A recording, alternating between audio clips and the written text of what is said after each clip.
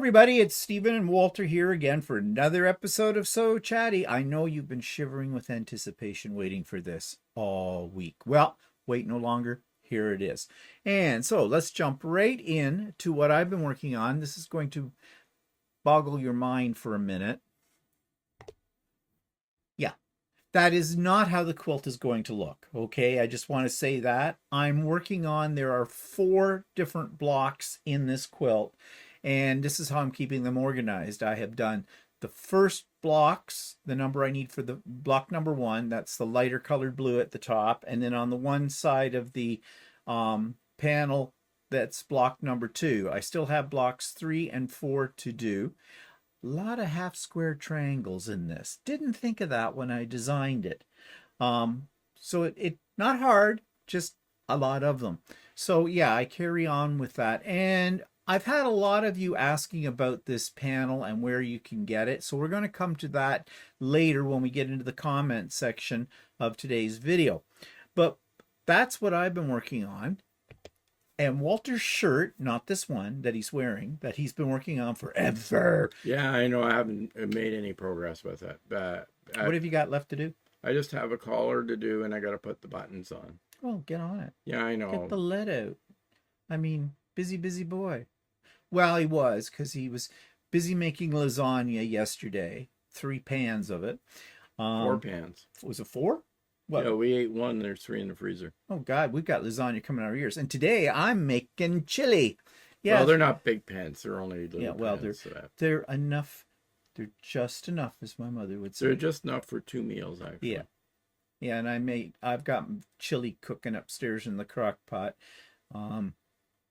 So we'll have lots of chili too with that, because we'll freeze all of that as well. Might be a little late in the season for the stuff that you use, comfort food for the wintertime kind of a thing. Well, I don't know. It's going to be like minus 30 or something, or minus 20 on the weekends. So. Okay, well, we may need comfort food for that. Okay, so that's what we've been up to. Announcements, Sewing with Stephen, that would be me, on Wednesdays, as usual.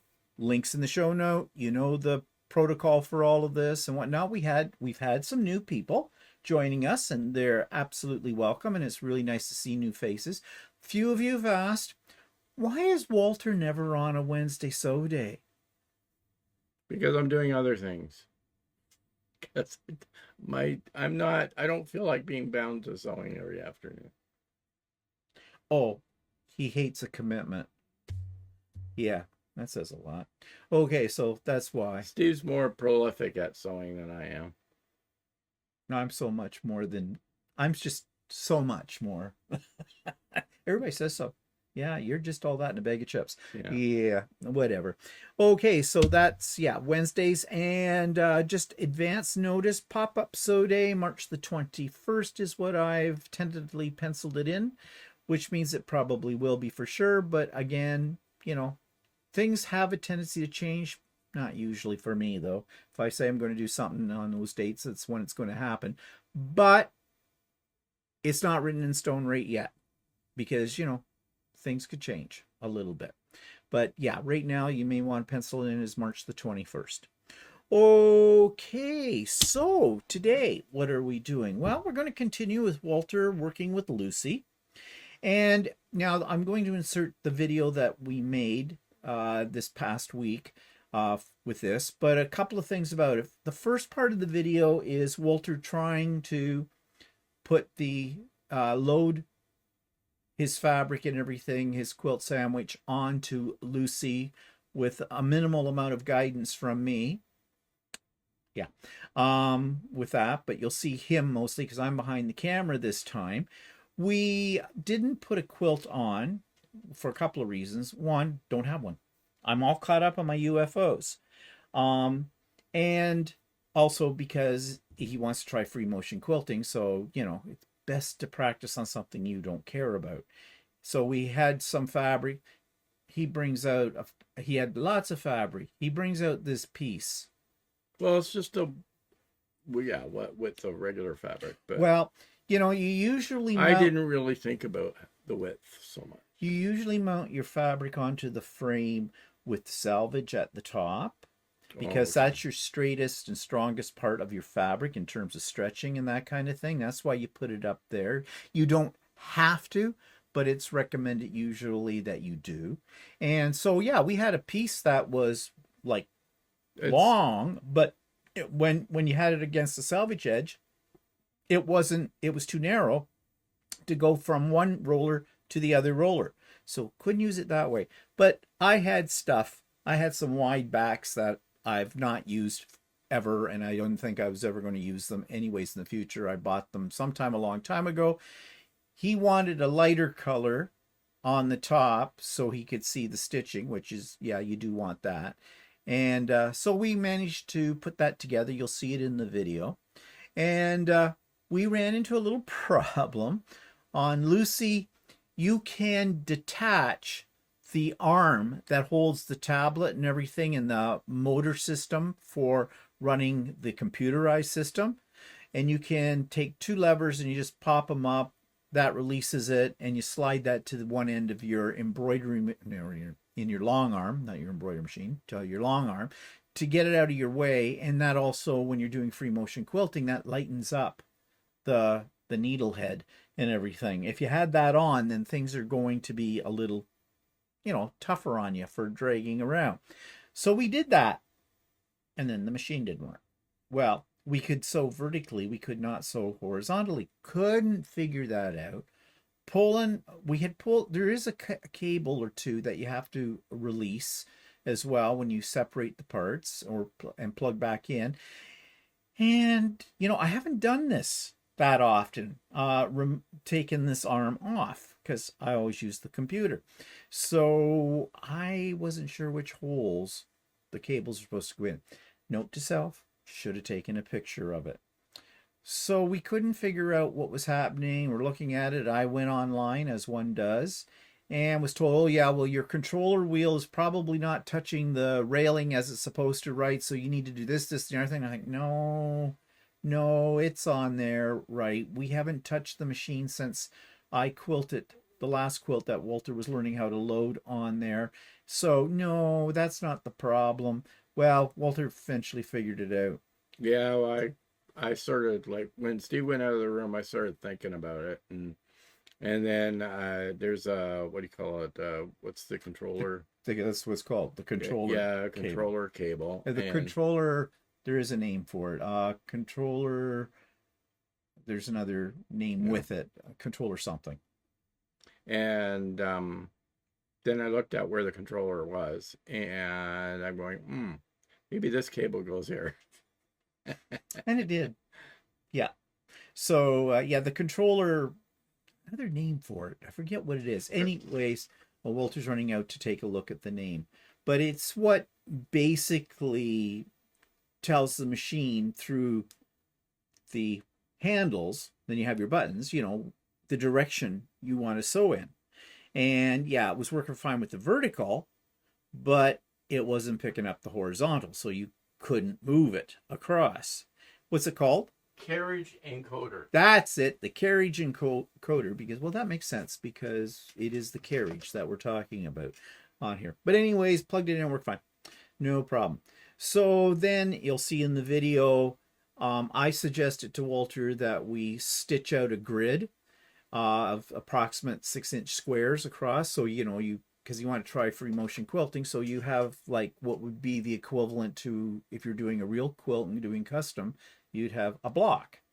And that's on my machine, on Lucy.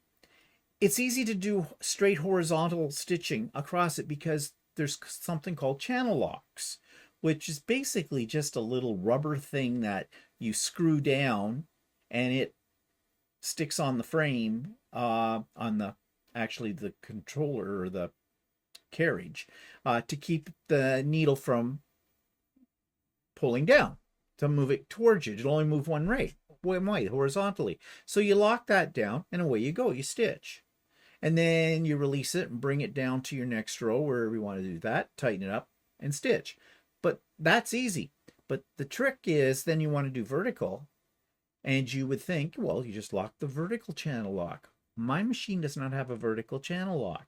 The Millie, which is the next machine up, it has both horizontal and vertical. And I don't understand why they didn't. Well, actually, on the Millie is all computerized. Like when you want to do the channel locks, you just hit a button. You don't have to do any of this manual knob Could twisting. you have done a grid by using the what do you call it? The Quilt path? yeah. Yes. And I had one on there. Hmm. I thought about it afterwards. Well, no, I thought about it when we were doing it, but then I thought, yeah, for the sake of the video and what we're Yeah, doing, well, actually, it doesn't have to be accurate for me to do that. So, I had made a grid back some time ago using quilt path on it. And yeah, we could have used that with but it too. it really isn't necessary for what I was No. doing. It doesn't have to be accurate. No. So, And actually, you were pretty straight in your Yeah. verticals. I mean, I wouldn't have been. I would have been all over the place. But anyways, got that all drawn off. You'll see that in the video. And he started working in one square. And what you started with, the thing is I when we had set it up, I hadn't reviewed any documents on free motion quilting or anything like that, and so I just was trying to do stuff out of my mind, right? So, and I know that might have been a mistake. later I started reviewing some documents on free motion quilting, and I was totally out of whack for what I was supposed to be doing on it. But I mean, I basically scribbled on the. Well, that's basically what you're doing. And you was going around in circles and things like that. One thing I didn't look at, I did look on the top. I didn't look on the bottom just to check the tension. When you start to do a lot of curve, you can get eyelashing with it if the tension isn't quite right. But that's not a major thing right now. I did have a pattern that I'm gonna try maybe this afternoon or this evening.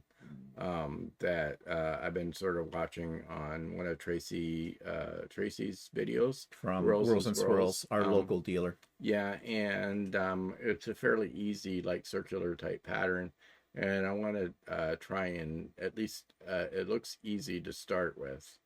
I mean, I'm sure once I get going, it's not gonna be that easy, but I think I want to try it just to get the motion going and stuff like that. Well, you have to develop. They all say, everybody says the same thing, and Tracy does too. You have to develop motion memory, or is that what they call it? Motion memory? Yeah. See, I've been watching a bunch of her videos, and it seems to me that a lot of the different patterns have basics in them.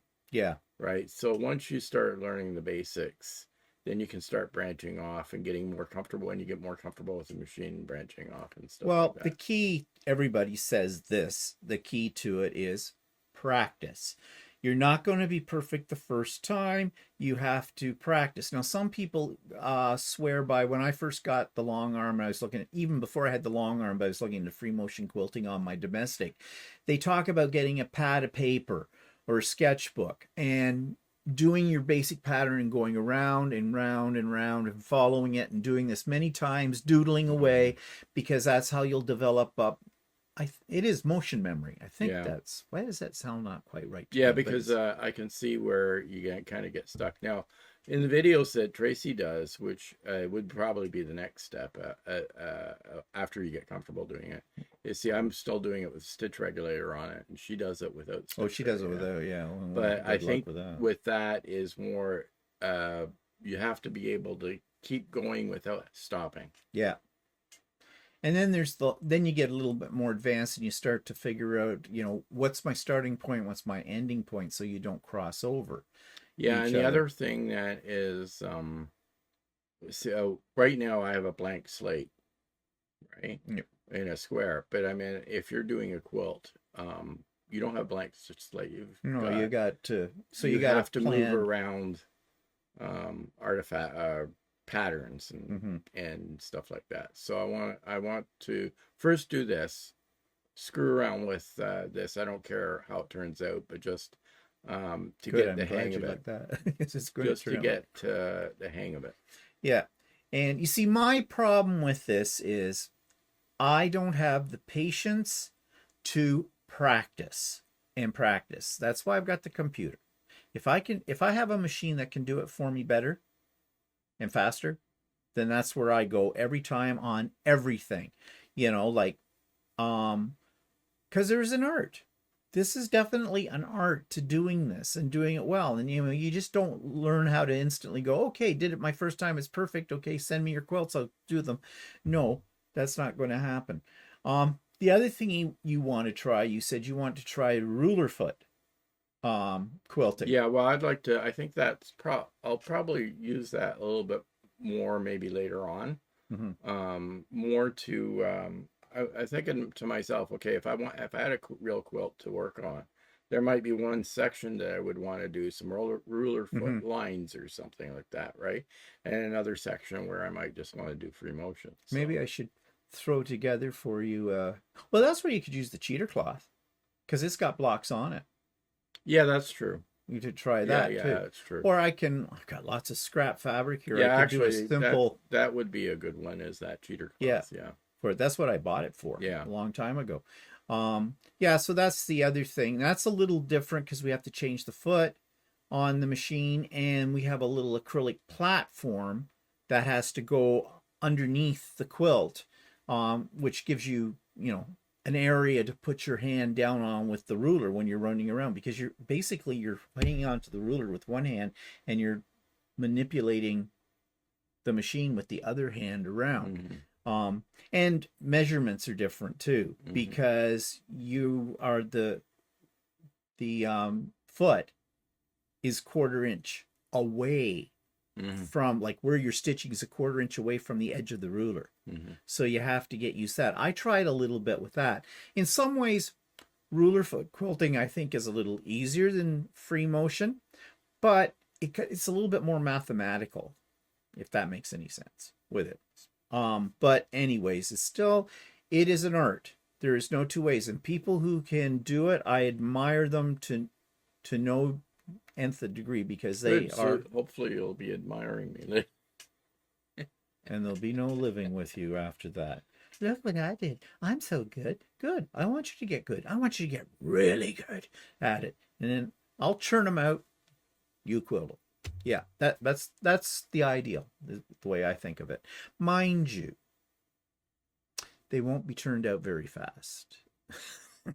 Because, Well, actually, once I get going at something, I'll if it interests me, I will.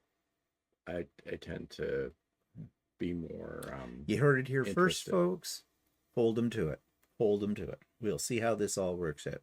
So, anyways, that's what you're going to see today on there. There may be parts of it you'll may want to fast forward, because the majority of this video, 3/4 of it, is more getting it set up for him to do a little bit more repetitive from, it'll be repetitive from like one of the previous videos. Yeah, from the first one we did. Mind you, the difference here is that Walter's doing it more than me. I'm doing the camera work on it with a little bit of guidance through it all. So I do sound like I'm talking to somebody in grade 1.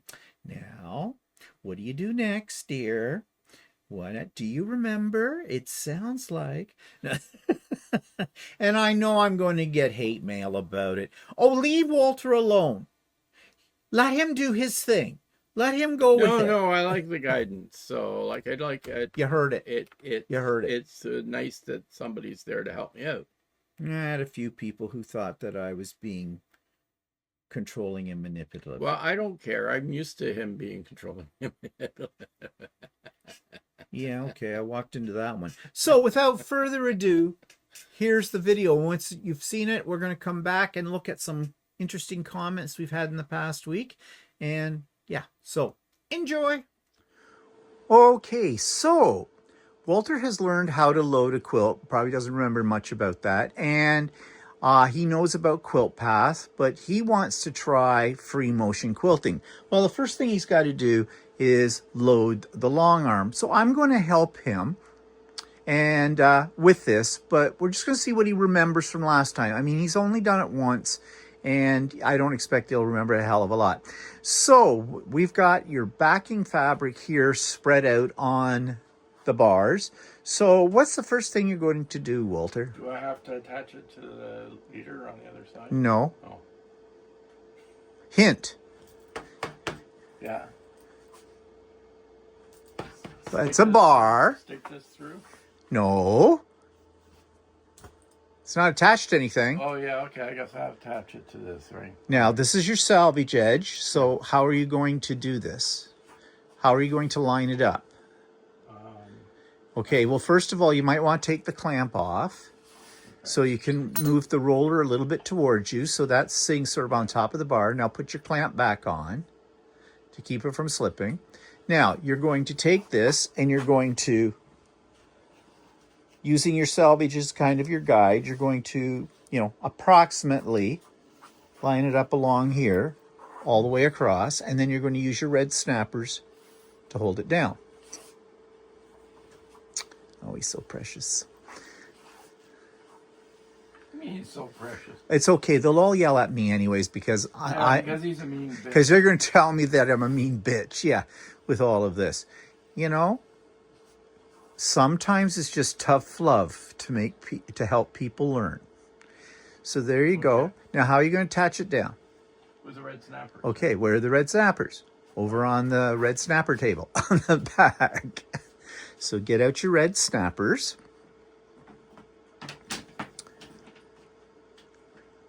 And start snapping.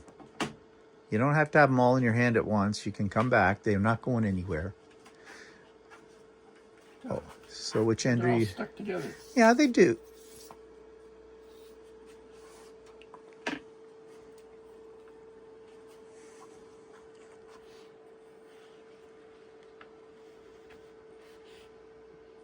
Okay, can I make a suggestion? It's easier if you do this with your hand. Excuse me. Start it off backwards. See, I usually start from the other end. But if you get your hand like you're going...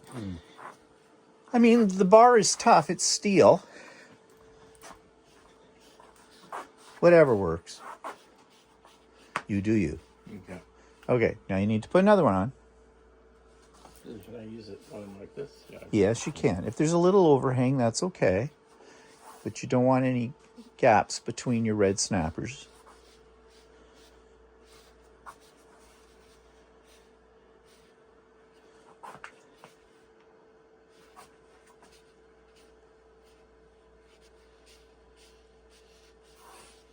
Okay, very good.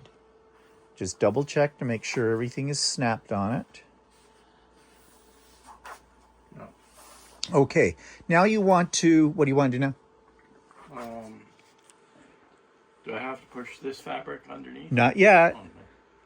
Okay. You got to get it on the roll now. So how do you do that? On the roll. Yeah, you got to. Oh, okay. So you got to take your clamp off. Yeah. Okay. And now you're going to roll it towards you. And you're going to keep it straight. And oops, my hand's in the way here. And then as you roll it on, make sure it stays as even as you can get it to the edge of that. It's not going to be perfect. Occasionally you'll want to go down and smooth it out, although this is coming on pretty smooth. It's squeaky. Yeah. I don't know why it's so squeaky. It never squeaks when I do it.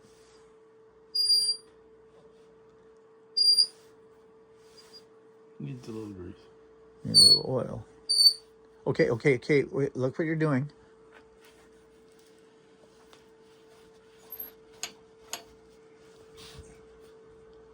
Could be because I put it on crooked too. Well, it will be a little. Yeah. Well, you see, this is what you. Well, you're trying to do it in a rush here. You're trying to do it all from this end and not straighten as you go. This is a stage where you don't want to rush it. Because if you get it too crooked, you're going to find you're going to run way off of your top fabric. Well, you won't if it's when you're doing it the way you're going to be doing it, because you're not going to be using the quilt path. But might as well practice good practices now. No, other bar. No, straighten it. You don't want any bumps or bulges. Okay, you're getting bumps and bulges. Smooth, smooth, smooth, smooth.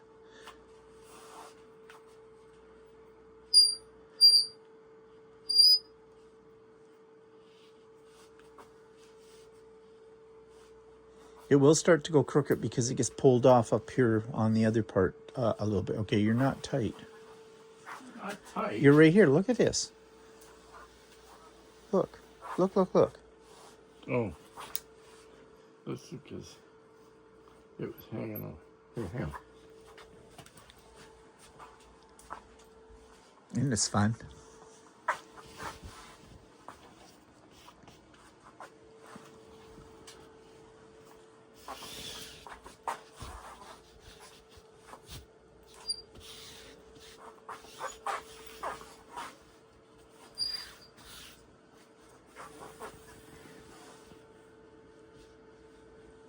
It's your back.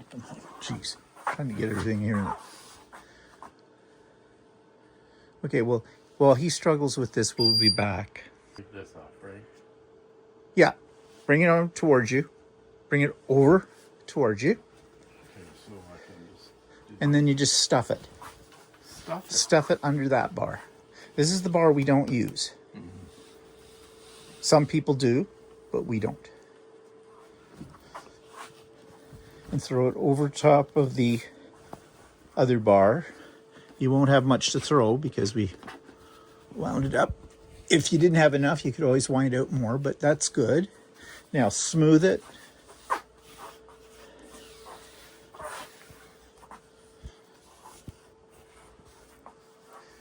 Okay, now you want to take your selvage and you want to line it up along here like you did on the bottom piece.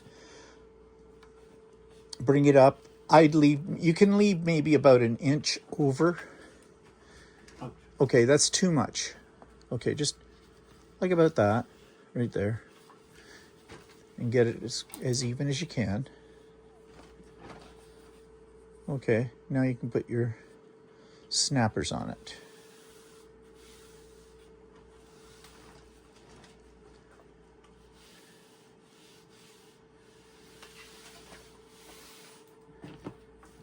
And this is the same procedure as you did on the other side with your snappers. Now what you're going to do is you're going to flip it over.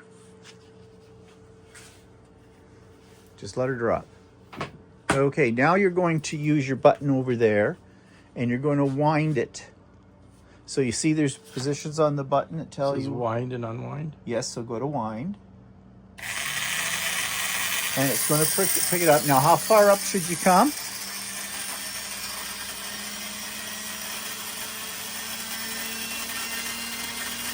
Nope, too far.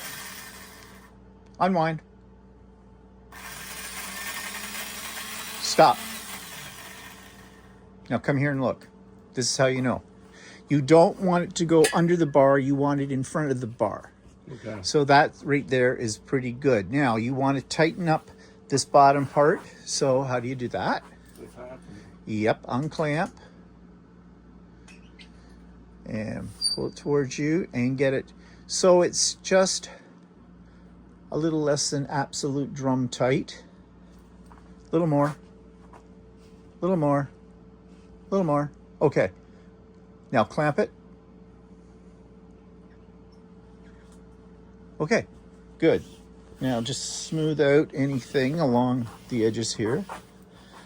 You will have things like that because this is fabric thread.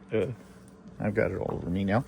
Okay, so next thing you're going to do is you're going to put the batting down. And we're going to float the batting. So there's your batting. Now your batting is cut a little shorter than what your backing fabric is on here because we wanted some room for play. And Which way? Put your short end across. So the end you're hanging onto right now, that's going to be the top of your quilt. We're using a scrap piece of batting for this. Normally we would take it right off the roll, but for this little thing, okay, Now pull it down just a little bit. Right at this point, you're just interested in getting it laid out relatively flat because we are going to be doing some adjusting because we're going to stick your quilt top. Should I put it over further so that you don't have so much waste? No, because you want, we want waste for this. You want to, because we will want to move away from the quilt. Because he's just doing this on a piece of blank fabric. It's not patchwork or anything, because he just wants to try doing a little free motion. So how far up do I put it? That's good. Right there's good. And just smooth it out a little bit. Okay, now grab your quilt top, which is over there, the white piece. Now we will have to cut this. So what you want to do is, for the sake of what we're doing right now, to make it easy, unfold it all and find your salvage edge, if you can, on that piece. I don't know if that piece, that was sort of a remnant piece of, I got somewhere. There it is. That's the salvage edge. Your hands are on it right now. Now, you're going to take the left edge of that piece and you're going to line it up so it's, you know, within an inch of the edge of the batting.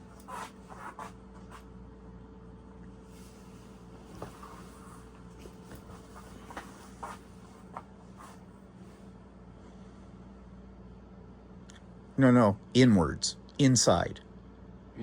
Inside.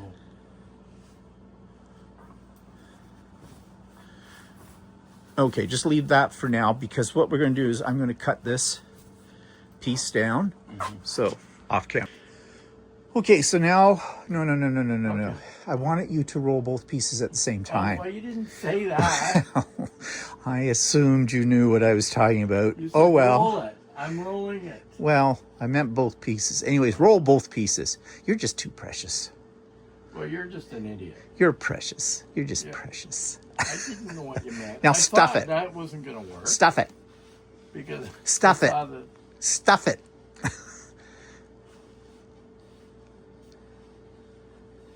Now unroll it, both of them, up towards the top. And now we're going to have to adjust it once you get it up to the top. Okay, so pull back your top a little bit. So you, it's not that kind of show. Okay, just pull it back towards you a little bit. No, pull it back. Pull it back. Oh. Yeah, because you got to pull this around. Okay, now remember, you didn't say that. I don't know how clear I could have made pull it back. But anyways, pull back the top skin. Don't go there. I know what you're thinking. Now you want to straighten this up and pull it a little bit towards you. Remember, batting stretches and it's going to cling. So just bring it down a little bit, about an inch from that top red snapper. Okay, now smooth it out towards you. Now, you may have to pull a little bit. Okay, see if you do this. Just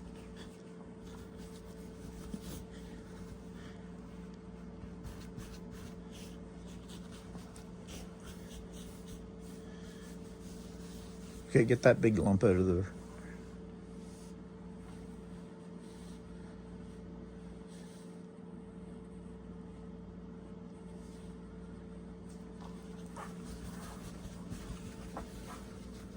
You're just being too gentle.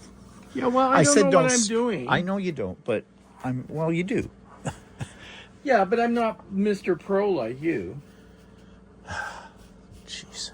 There's always I'm only a beginner. There's always one in the class. Okay, now you can take your top and leave about half an inch from the batting up there, or an inch roughly. It doesn't have to go right to the edge of it. And then straighten it up on the sides. Okay. And then pull it down here so that it's, and then smooth it. Make sure there's no big bumpies in it. No lumps, no bumps, no humps. The lady humps. Lady humps. And okay.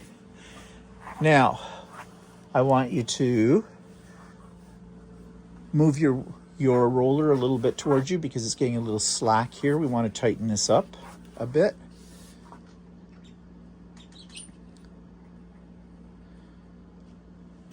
little more.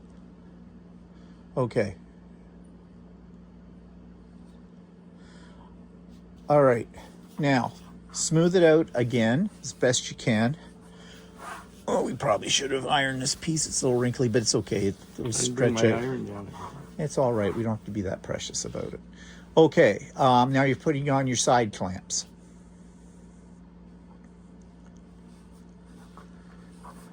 Now, how far the side clamps go all the way to the batting, or? Nope. Just go as far as you can put. Okay, like that. That's good. Yep, that's good. Tighten it up a little bit.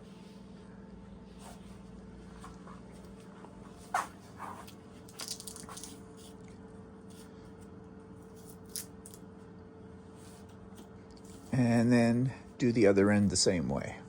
Now you're going to probably have to move the head in towards the quilt so you can get at this. So take into consideration that your needle may catch the edge of the fabric, so you may want to help the fabric. And you may want to move it, keep moving it. Okay. All right, now you can put those clamps on, same way as you did the other end.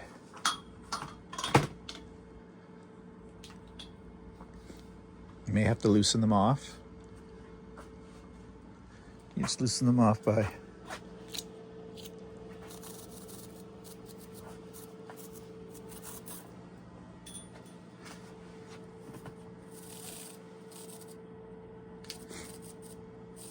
okay. Now tighten these up a little bit. You can tell by how much taut it is. You don't want it too much, like that's, you're more than enough there.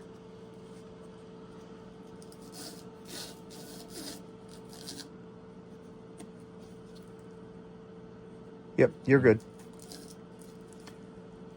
Okay, now you want to smooth your fabric down again. And down here, the part that's draping on the floor, kind of straighten it out a little bit so you don't have a big lumpy. And also to keep it out of away from your feet so you don't be standing on it.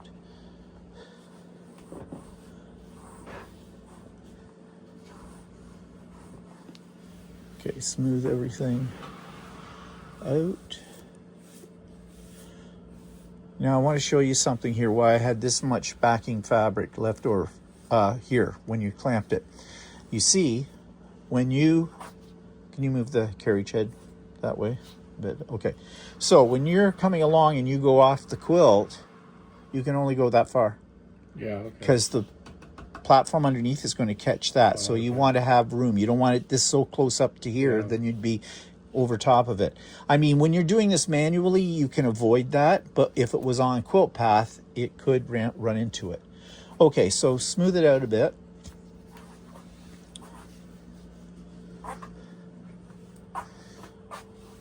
Okay, now that's that part of it. Now what we want to do is we want to baste it along the top and on the two sides, but we want to put down a line of stitching to use as our lining up part to get the top straight. And this is also why we do it with the selvage up here, because the selvage is always the straightest part of your fabric. So what we need to do is pick what kind of thread you want to use. So we'll do that and come back. So Walter's threading the machine right now. We already put the bobbin in. He's picked his colors and he's just finishing it up, doing the trickiest part, trying to get the thread through the needle hole. And when you don't have good eyesight, it's a pain in the butt. Be nice if they made one with an automatic threader. Okay, I got it through. It's just... Then you got, okay, this is what the tweezers are for. You got those... Yeah, I like those tweezers. My machine, just use them, learn. Okay. There you go. Okay, pull your thread this way. Okay, you are threaded. Now let's double check to make sure. And as I trip over your feet. Okay, through the pigtail, through the eye, down the hook, into the clamps, over and around about. Okay, we're good. Yeah. It's going behind the screw here. Don't worry about that at the moment. Okay. Just leave it alone. Leave it. Leave it. It's beaver. Okay, so now we need to turn on the machine because we need to baste. So how do you turn on the machine? Just No, you got to turn it on. Oh yeah, that's right. Okay. Yes, the switch is over there. Now there's another switch too, but the other switch is for running the head of the machine, for running the tablet and that. So we don't need to turn it on, but there's one thing we need to do, because you're going to be doing free motion. Right. We want to get rid of this part. Yeah. So we're going to come around to the back of the machine. You go around. Okay, you can go around that side. I'll go around this side. Round and round we go. Okay, so we got to take these. There's 2 clamps on here. Come look. Mm-hmm. There's a I clamp. should know this. Okay, because as you put it together. There's a red clamp here. Yeah. So pull it up. And then there's a red clamp there. Pull it up. Now, you should be able to pull this bar. Now, you may have to, Here we go. Slide it all the way over to the far side. Oh, one more thing we need to unplug. We need to unplug. No, we need to unplug it from here. Okay.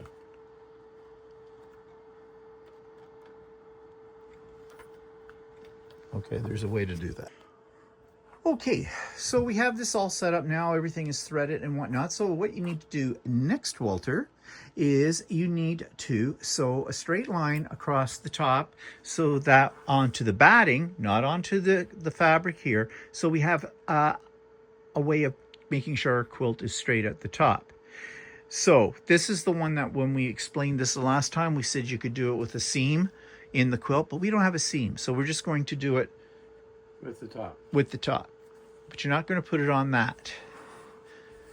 You're going to put it on the batting. So first thing you're going to do is bring this down a couple of inches from there. Okay. And you're going to go over to the back of the machine and you're going to lock the horizontal channel.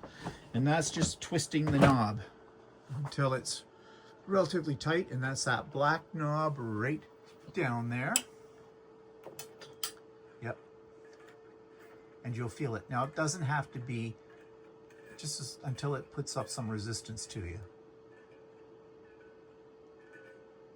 Okay, that's probably good. Let me see. Yeah, I can't move this now, so that's good. Okay, so come back around here to the front. Make sure we've got, yeah, all that's on. Okay, so now what you're going to do is you're going to pull up your bobbin thread.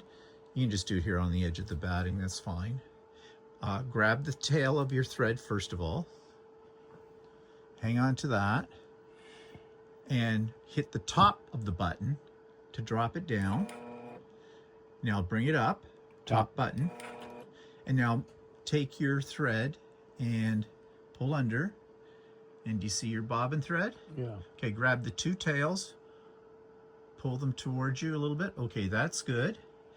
Now you can go to the bottom of this button and that'll start the machine, and you're just gonna, okay, start moving it. Okay, you didn't hit the bottom button. Oh, guess not. Remember that wire we disconnected?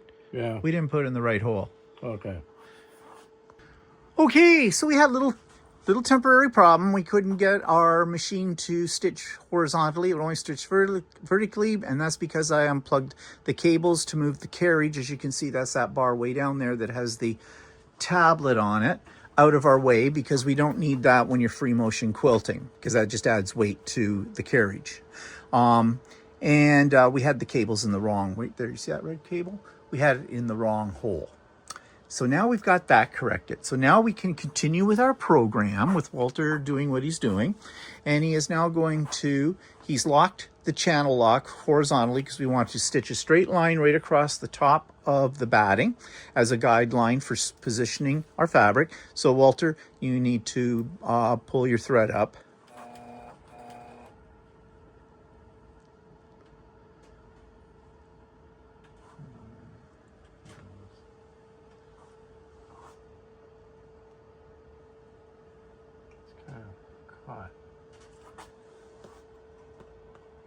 What, is it caught underneath? Well, it should be pulled. I think there's a loop in behind there. Yeah, there probably is. Well, we won't worry about that. Okay, now you can start going across.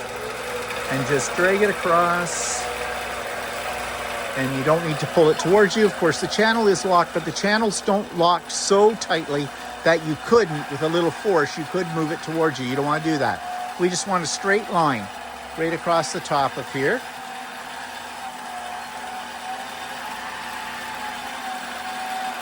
And now go off the batting and stop your machine. Stop your machine. It stopped, right? No, it's not. Okay, it's stopped. Now you want to drop the needle once, or lower the needle and bring it back up again. Now, just pull your machine this way a bit. Grab this loose piece of thread with your hand and bring the machine back a little bit. I can't. Well, no, back that way. Your other back. Now cut that. Here. Do I cut the bobbin thread? Yes, cut the bobbin thread. That's what we were supposed to be doing in the first place. Okay, and break that thread. Yeah, we'll just cut it. Okay. Okay. Slide your machine over to the other side. Okay, now you're going to take this, and you're going to put the top edge of your fabric along that line so that it is as straight as you can get it.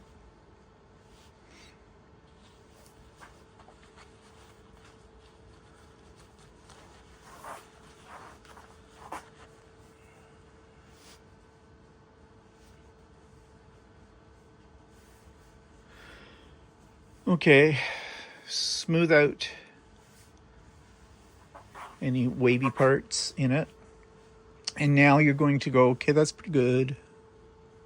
It's pretty good. We probably should have ironed this, but we didn't, because we're going to have that little thing there. You have to be careful. So what I would suggest you do is now bring the machine towards you. Well, just I have to undo the channel. No, you don't. Okay. There. Okay. It'll move a little bit, as we said. So let's bring this here and line your needle, about 1/8 of an inch away from that top part right there. Mm-hmm. Now, drop. You could do it off but we won't bother with doing off. It doesn't matter. And now pull up your bobbin thread. So bring it back up. The needles, there's no thread in the needle. Oh, it's unthreaded. Okay, got to thread the needle. Okay, so Walter's taking the channel lock off now, so we can move this across horizontally. Okay. Actually, vertically. It locks it horizontally. Okay, so he's got that loosened off. Okay. Now, actually, I lied to you. Well, there's two ways you can do this. We've lined this up. We did have it lined up. Mm-hmm. And it's probably easier to put the channel lock on. And then we can adjust the fabric as we go, but we know that this is in a straight line. So I'm going to put the channel lock back on. Okay, so we've got it all basted and everything. It was a bit horrendous, but it's done. And it's a good thing you saw the horrendous part, because this happens when you're first learning how to use this. And then here I am trying to teach somebody how to use it. And I do a lot of this stuff automatically. And then when I have to think about it, it's a bit of a problem. But we're there. We've got it all basted. This is our quilt top. It's blank. But Walter wants to try his hand at free motion quilting. And usually when you're doing free motion quilting, you're not doing an edge-to-edge design. You're doing custom quilting in blocks. Well, we don't have any blocks on here. So we're going to stitch some blocks, and that's going to be very easy. We're going to do it. This is when I wish I had a vertical channel lock. Lucy does not have a vertical channel lock. Millie does, which would be nice. We're going to draw a line, stitch a line like we did up here for the basting, about 6 inches or so down, give or take, doesn't have to be exact. We're going to set the channel lock. We're going to go across.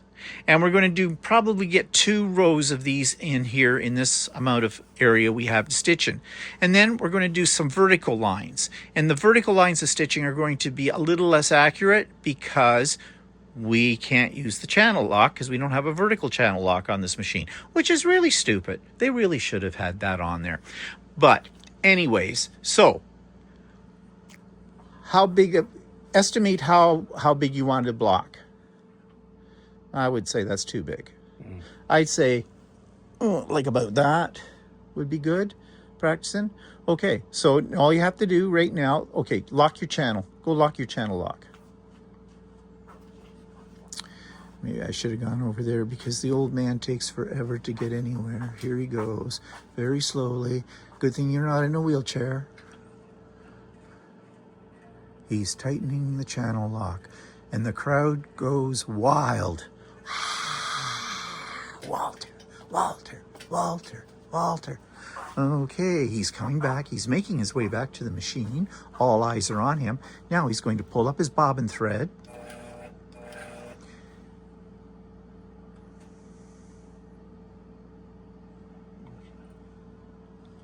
And we're shivering with anticipation as he pulls up the bobbin thread. Oh my God, has he got it? He's got it. He's hanging on to it. He has it. Now he's going to go right across horizontally.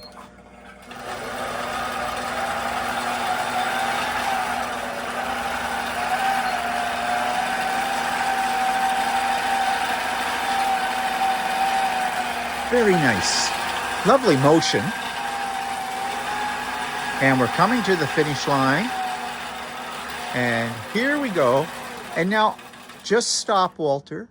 And I want to show you something. I want you to take the camera. And I want to show you about pulling up the bobbin thread. So you just put your finger underneath the loose end like this. Drop the needle down. Pull it up. Pull that. Clip, clip. Okay. Now you're going to go back and you're going to adjust the horizontal position. Now, what you can do is cheat on this. You can pull it down towards you and it'll already be, you don't need to even go over and adjust that. There's enough play in this that you can go down. So you want another one approximately the same size as that. So pull down a little bit. Okay, that might be too much. Okay, that's good. That's probably good. Okay, pull up your bobbin thread.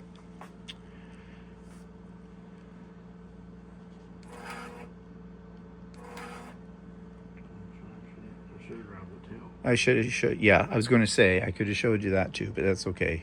These are things you pick up. The more you use it, you find little tricks you can use for yourself. So have you found the bobbin thread? Yeah. He's finding the bobbin thread and he's going to do the same thing again. He's going to do a horizontal line. I'll be back. Okay, so now we're going to do the vertical line. So just kind of eyeball it. Here, I want to use my hand. Okay, so right about there is good. Now you're going to have to pull up your bobbin thread.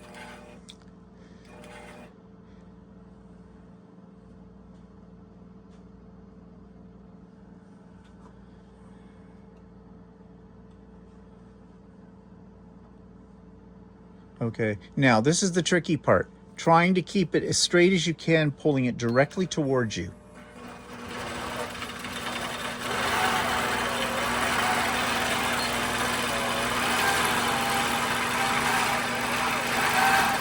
Okay. Now, if you want to cheat, yeah, you could do that.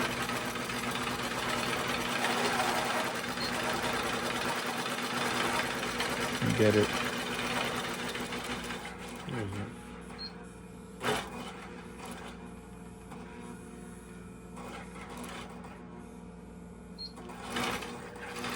Okay. Okay. Yeah, see? Oh God, you're crooked. Good. I thought you did too well on the first one. It's easier to pull it towards you than it is to push away from you. Okay. Now we could have done this with the ruler foot if we did, but we need to put on the ruler foot and put the platform in. And we will do that eventually, not right now, but because Walter's interested in doing ruler work. So I have only attempted ruler work once, and that was just playing around.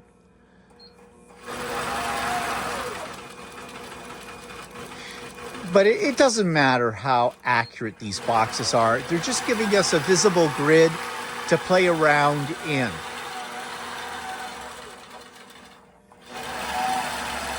I'll show you what this looks like from the other side. So this is what we're doing. We're just drawing a bunch of boxes on here.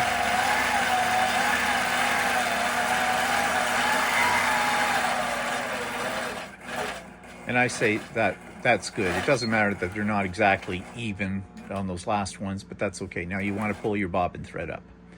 Do what I showed you to do.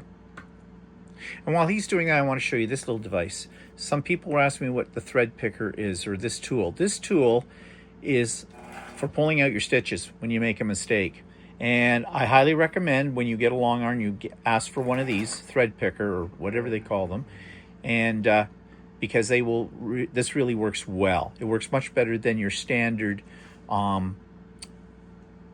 seam ripper. What do you want? Okay. So yeah, that's what this looks like. Okay, so Walter's pulling up that thread. Okay, so we'll come back. Okay, Walter's going to attempt a little free motion quilting, and he said he just wants to do bubbles right now. Just try that. This is going to be a two-part video. We will... I need to go. I haven't looked at other patterns that we went for a free motion course before, and I didn't review the patterns before I started this today, so I want to review some patterns and how to do it. So what I would suggest is in that first square right now, just getting used to the motion of the machine.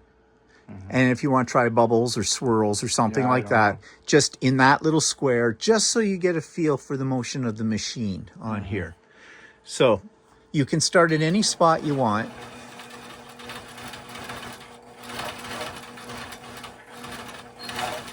I don't know if the channel lock is a little bit off. Oh. Did we not? We took that off, I thought. We did. Yeah, well, that's... I would have been shocked if it was perfect the first time.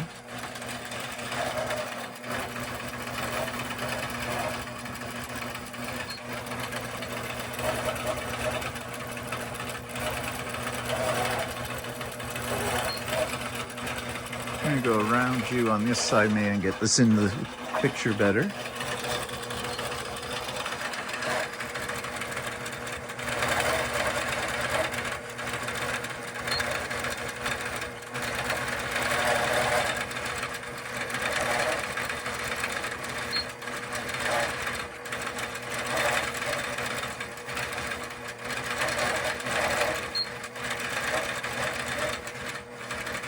Okay, so I'm going to let Walter play in this little thing here, and I'll come back when he's finished that little block, or as much as he wants to do, and we'll see what he came up with. See how Walter is doing.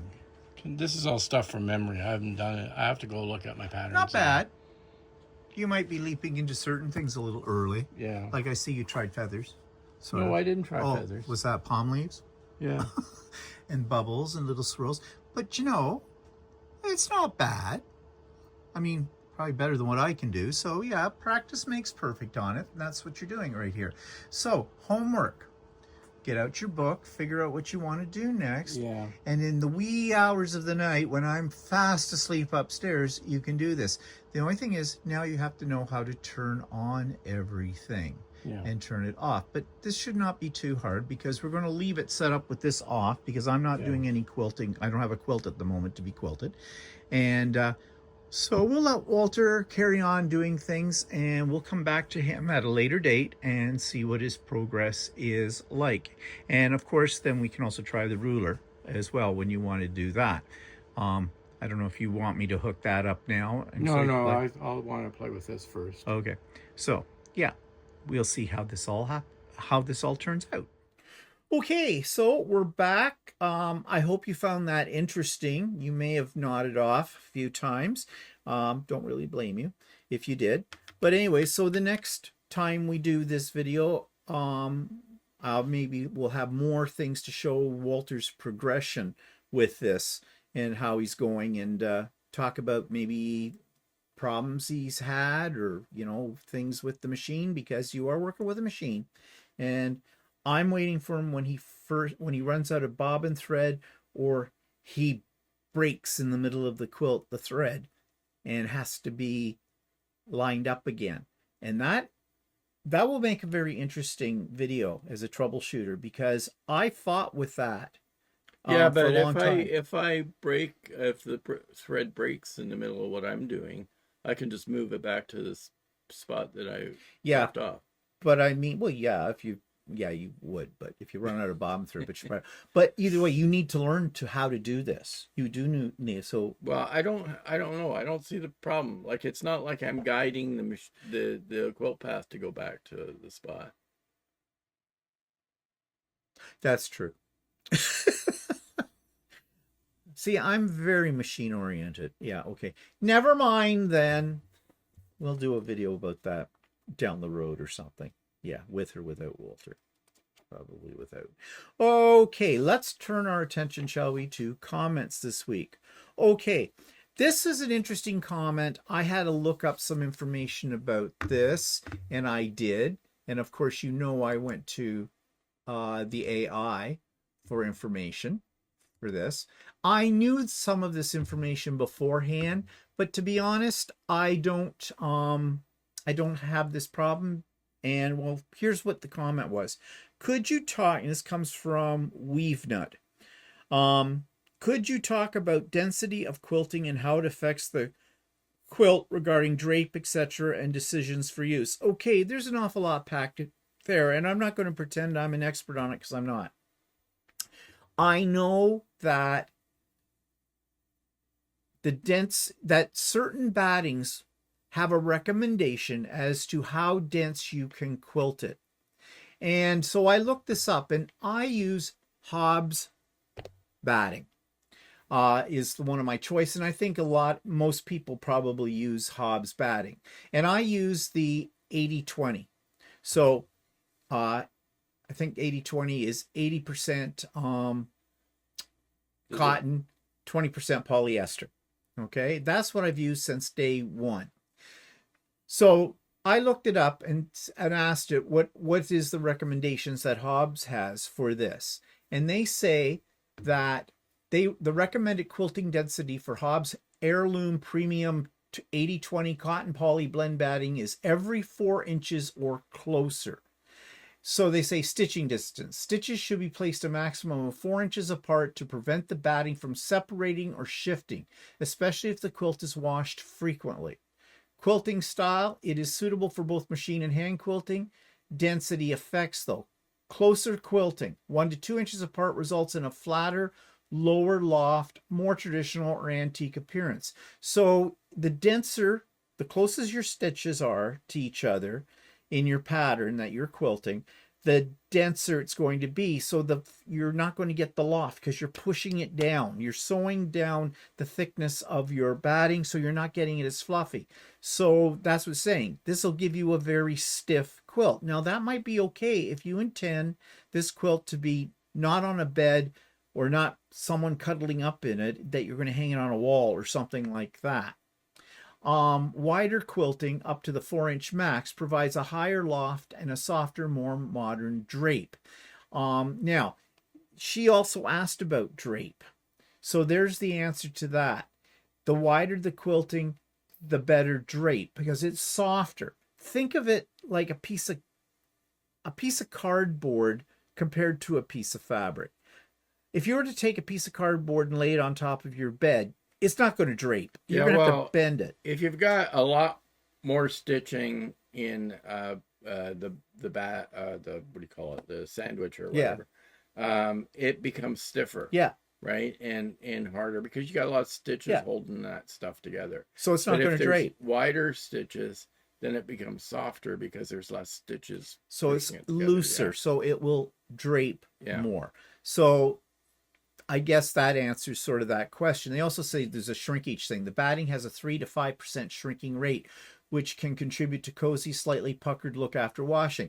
Now, some people don't like the puckered look. I personally do because it makes them look a little more fluffy. And when you think of quilts, in my mind, when I think of quilts anyways, I think of them as looking that way, you know, kind of the dips and peaks all the way around. Well, if you have less dense quilting, you're going to get more of that when it washes because of the shrinkage factor. It's going to pull it up. But if it's a really dense one, there's not going to be anywhere for that batting to really go in terms of shrinkage. So it's just going to be stiffer. It's not going to be as fluffy. So it depends on what you want. Now, that also brings up the whole question of types of batting. Like I use 80/20 most of the time, but the quilt that I finished that I had done by Quilter Quilting, I used wool batting in that because I had heard that wool batting is softer, and it drapes really well. And because I had made the quilt so that it would drape over the sides of the bed to pretty much the floor, I didn't want it to be so stiff that, you know, it's not going to hang nicely. And the wool works really well. It feels quite a bit different. And it's lighter feeling too. But it's no problem if you wash the quilt with the wool batting or anything like that. From what I see now, I have not washed this quilt yet, but I'm not anticipating any problems with that. And when they quilted it, they did a fairly standard width, I think, on it. So it's a fairly loose. It's a fairly loose pattern to it. So yeah. Now bamboo is supposed to be really nice to work with as well, but again, you're getting into, like, these are more money. Like wool was pretty much about double the price of the standard 80/20 cotton. So yeah, you know, if you're giving it as a gift, a special gift or something like that, you might want to go to wool. And especially if it's going on a bed and you intend for, you've made it so it'll drape, I would recommend wool for something like that. But having said that, you don't have any experience with bamboo. No, so. I have absolutely no experience with bamboo whatsoever because it's even more expensive. So yeah. Anyways, I guess the thing is, read the package because they give you guidelines. At least Hobbs does on their packaging. I mean, I'm sure you could do research on Google and stuff as well to determine what kind of batting or how it will react. Yeah. Yeah. Or I mean, even if you're a quilter yourself and you decide to experiment and try different kinds of batting, you can get a small piece of it for your specific quilt to give it a try. I think the bottom line is this: everybody has their own personal preferences based upon their experience. If it's working for you, go for it. I never worry about the effect of how dense my pattern is going to be and what effect it's going to have on the overall finished quilt. It never even enters my head. You've noticed that a couple of times you've made a quilt where you've used a really intense pattern on it. And it has been stiffer. And it has been a lot stiffer. Yeah. And usually they soften up anyways to a certain extent in the wash as well. But yeah. But I suppose it may be something you do want to worry about. So, as Walter said, Google it. You can find that's what I did. Okay, second comment was, Stephen, thanks for showing Quilt Path. I had to teach myself how to use the program. Your video from a few years ago showing edge to edge really helped me. I've always used center placement, but your video today showed me how to use an A and B. I think you almost need an engineering degree to figure out this robot out. It definitely is not user-friendly, but $10,000 and I'll make myself get better at it. Well, yeah, we've already said the learning curve is steep on using the computerized program. But something that's interesting here that I didn't point out, she's talking about positioning. And if you remember in the first video, we had to position the design when we went for each row. And that's basically marking. And I was marking the top corner on the left-hand side, the top corner on the right-hand side, and then the quilt will get rolled up to those parts, and that's how I was doing it. Well, when I first started quilting, I was shown to use what they called centering it. And it works kind of the same way, except you only have one point, and it's in the dead center of the quilt, which meant you had to figure out manually where the center of your quilt was. So, you know, if your quilt was 60 inches wide, then dead center would be 30. Kind of a thing. And then but as you roll the quilt up, and you know, we're talking about keeping the quilt as straight as we possibly could when we were first basting it down. Well, if you're out by a little bit, that crookedness, even if it's out by 1/4 of an inch at the top, by the time you get down to the bottom, your quilt has probably skewed a little bit. So if you're using that center point, you're going to have a high point and a low point, and it may not match up with the row above it properly. Now, it may or may not be noticeable. But Tracy told me, well, she actually was the one who taught me to use the center point, but she since then had evolved and went with the A and the B point. You can actually put 4 points on it. You can actually do an A and a B and a C and a D. I'm not really sure why you would want to do that. But that might be to keep things a little bit, if you had a really wonky quilt. Like, I'm sure people who do quilting as a business, they've probably seen some quilts come in that have not been squared up properly. And that, so yeah, I could see using the 4 points because that would definitely help. But I use the 2 points now. It's more accurate. I find I like it better than the center point. So that's what she's saying. She obviously, like me, was taught to use the center point to start with. And yeah, the A and B, I think, are better. They work better. That's what Tracy told me too. She liked it better. And I agree with Tracy. She is a goddess of quilting. The third comment was about the panel I showed you earlier, the one with that I'm doing the using the indigenous fabric on it, my Healing Waters quilt.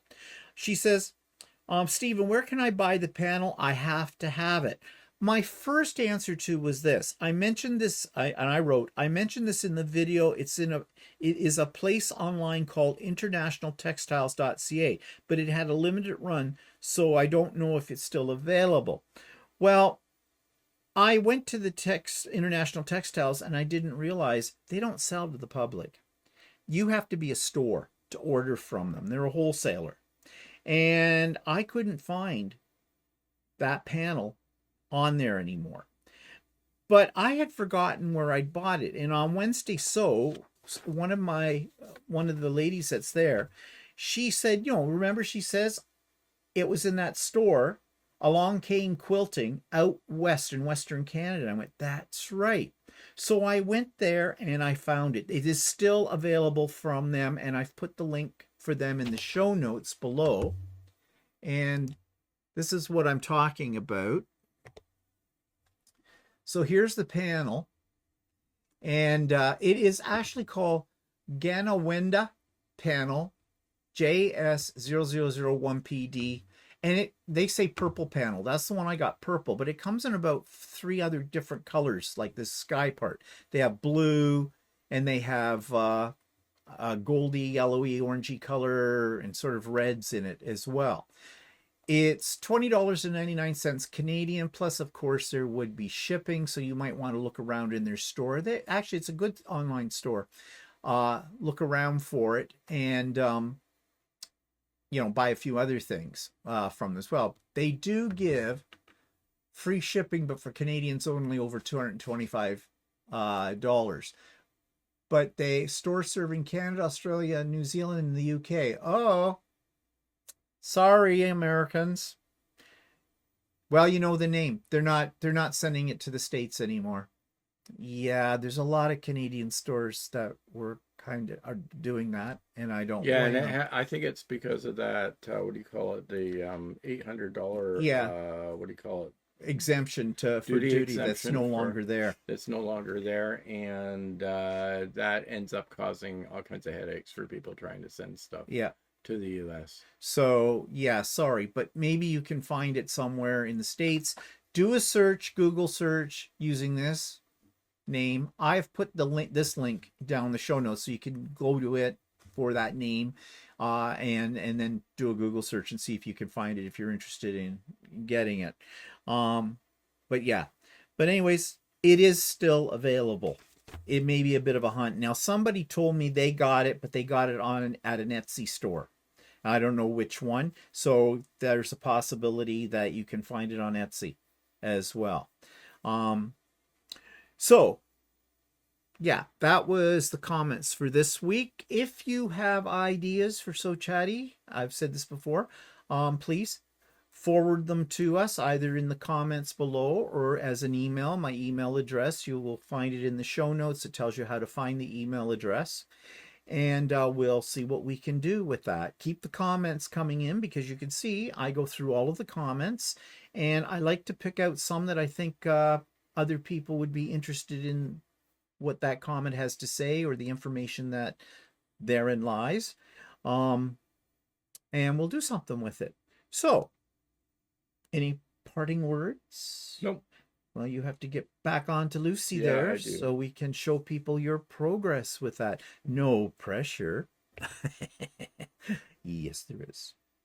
So yeah, but it's on my mind. Oh, what I was thinking. What are you done? Are we done? well, we're still on air. Oh. Oops. Okay, so nothing more to say while we're here? No, I'm not. Okay, we'll have a private discussion afterwards. Okay, so thanks for joining us today, everybody. I hope you enjoyed what we had to show you, and if you didn't, don't tell us. Well, anyways, okay, enough. We'll see you later. Bye. Say goodbye, Walter. Goodbye. Hi, I'm just going to interrupt my program for just 1 second to remind you to like the video, to subscribe to the channel, and hit the bell for future notifications. That's all I ask of you. Show me a little love. Thanks.